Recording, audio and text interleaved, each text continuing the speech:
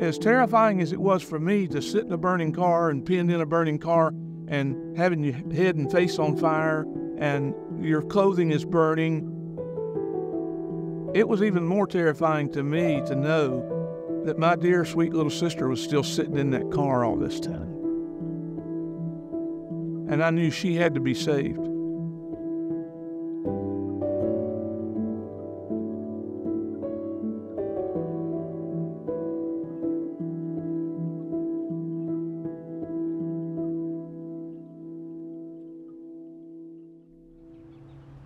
It was just an ordinary day. It was a Monday. It was very cold. And so we just, and our mother and dad had already left for their jobs. So we were there by ourselves to get ourselves ready. We had to be responsible because we were by ourselves. And so we did. And so that morning we just got in the car just like normal. Yeah, that was an everyday thing. Getting ready, going to school. The car was quite cold-natured, so we weren't going very fast. The heat didn't work really well, so it was cold. We weren't talking. It was kind of a silent ride to school. I kept looking out into the pasture to my right, wondering why the cows were eating frozen grass. And we had only gone less than a mile from the house. As we're going along, a car started passing me, and we were cresting a hill, which I knew that wasn't right.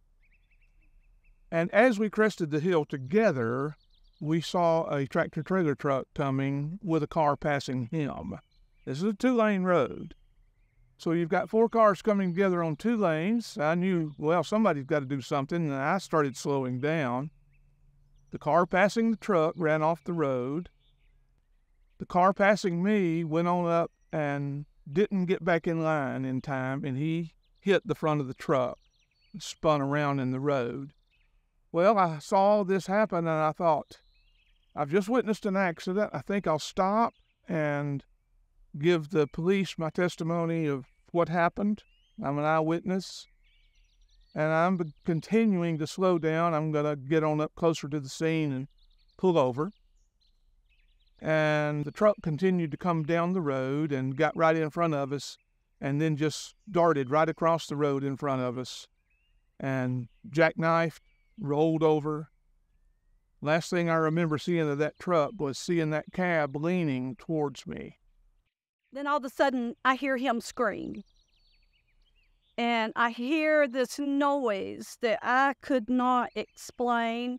The worst noise I have ever heard. Very loud.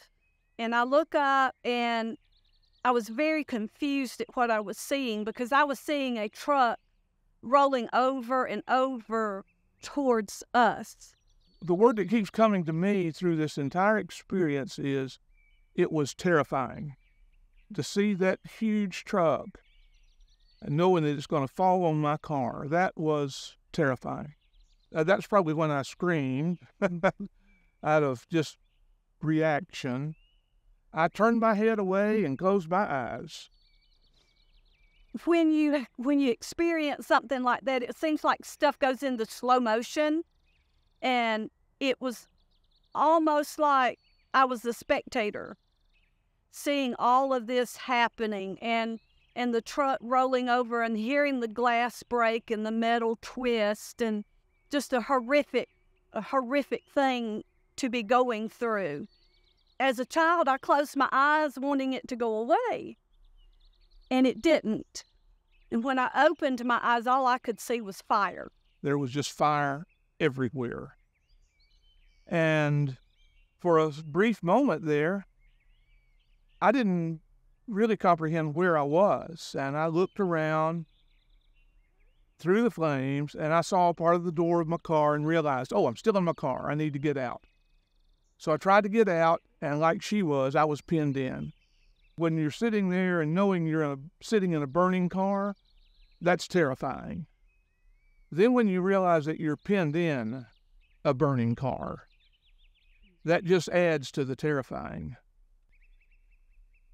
I reached and grabbed the door and the console and pushed as hard as I could. I pushed my feet along the floor of the car and managed to free myself.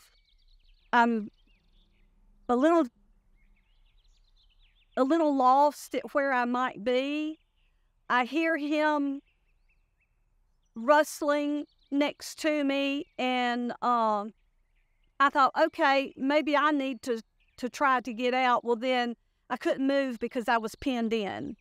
And at that point, I was not sure what was going on.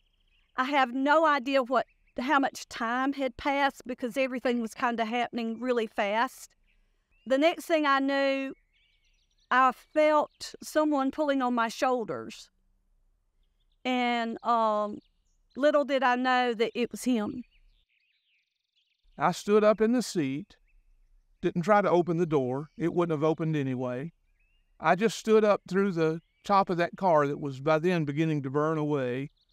To this day, I can still feel that canvas top flopping around and hit me in the face as I stood up through it. And I stepped over and got out of the car, moved just a little bit away. My jacket was on fire. I reached up and grabbed the collar of my jacket and pulled it over my head and tossed it as far away from me as I could. And then my head and face was on fire. So my first thought was, I think I'll try to pat these flames out with my hand. And if that don't work, I'm going to try to roll on the ground. So I did. I took and did like this. Of course, it was the left side. And patted and got all those flames put out on my head and face.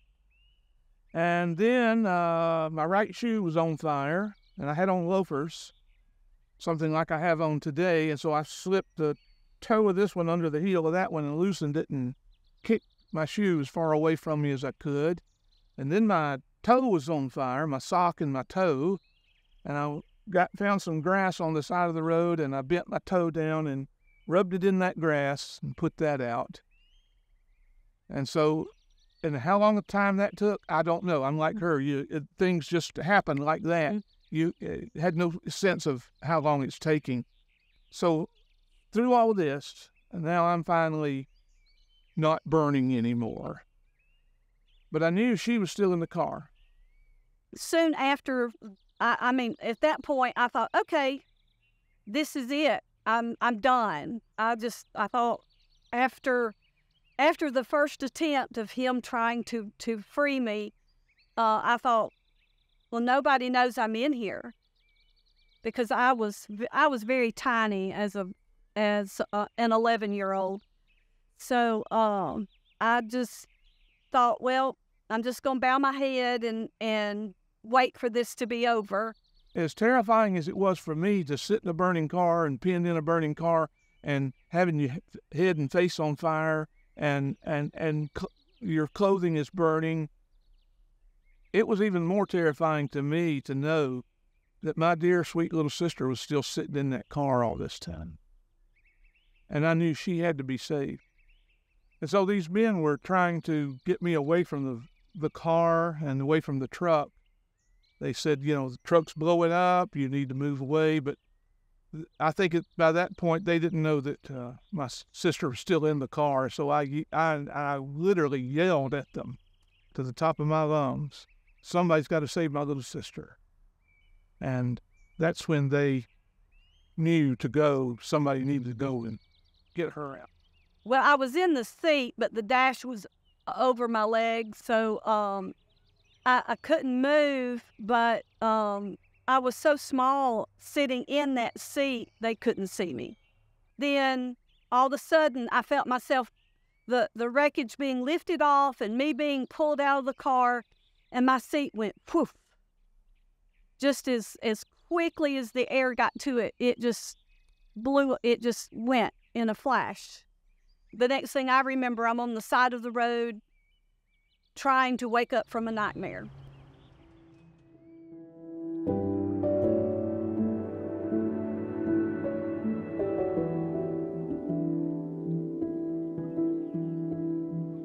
After I got to the hospital, I continued asking, how's my little sister? to everybody that would listen, just like I had out there at the accident scene. And everybody kept giving me the same answer as they did at the scene. She's fine, don't worry about her. And I kept having the same feeling, she's dead and you're not telling me.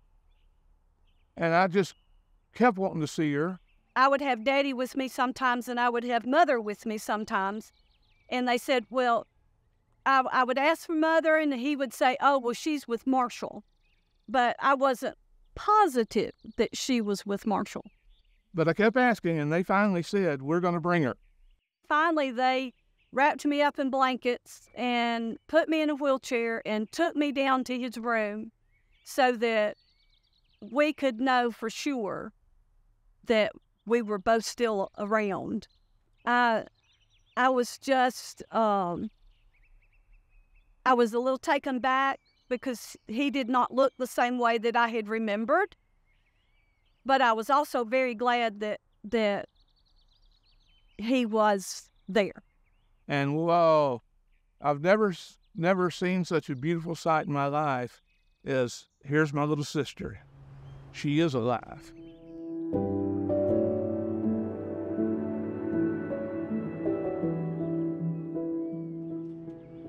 If anybody's got a purpose in life, I feel like I do.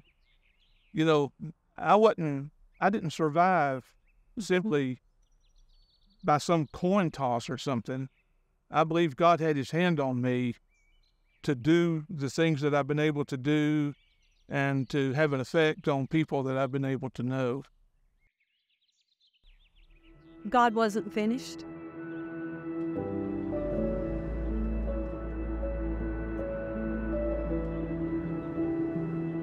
We were watching television and I saw the commercial for the YellaWood 5-star hero.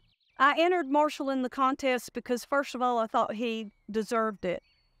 Secondly, he had never been recognized as saving my life, and he is my hero.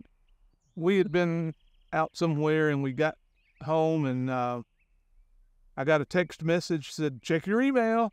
All excited like, so I did. I looked at my email and I thought, well, what am I supposed to be looking for? So I called her and I said, okay, I checked my email. What am I looking for? She said, you see an email there from Kirsten? And I said, no. And my wife looked over at me. She said, oh, I saw that email. I said, I didn't know who that was, so I deleted it. So she had a fit. She started saying, oh, no, don't delete it. Get it back. So I did. I retrieved it from the deleted file and started reading it. And it was like, what? It was one of those unbelievable things. I sort of go by the adage that if it sounds too good to be true, it probably is, And this was like, oh, this is too good to be true.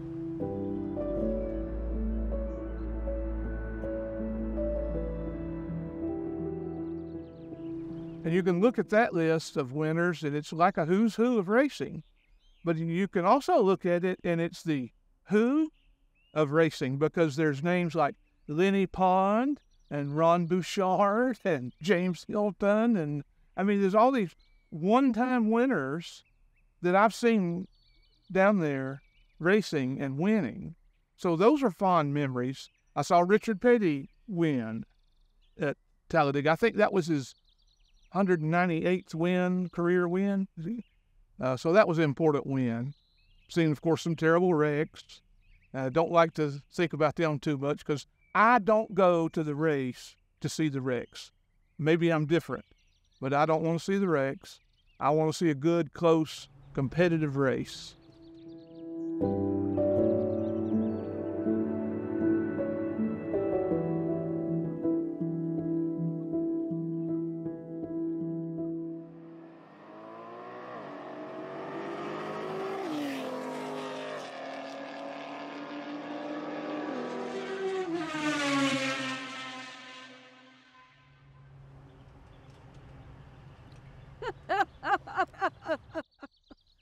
Hands down, no question, this will be for sure what I will remember forever about Talladega. Marshall Plants spent 3.5 months in the hospital and had 4 skin graft operations. After being released, he had orthopedic surgery twice on his left hand and 7 more reconstructive surgeries, 13 in all. For many years, he worked as the Geographic Information Services Manager for the city of Rome. He has led multiple ministries dedicated to helping those in need. Despite a severely burned inner mouth, he is a singer, songwriter, and musician, and has served as minister of music and music director for several churches. He was recently in the choir of a gospel music video recorded on Music Row in Nashville, and he sings the national anthem at least once a year at a Rome Emperors minor league baseball game. He is also an accomplished artist and has been married to his wife, Kay, for 25 years.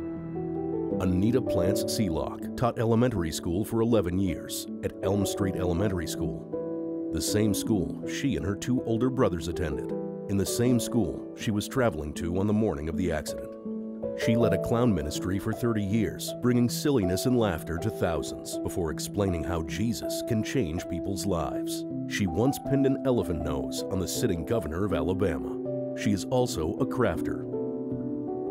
She has been married to her husband Joel for 2 years, a wedding that Marshall officiated. She has 2 sons, the youngest named after Marshall. I have 2 sons, and I have 3 grandchildren that would not be here if it had not been for Marshall.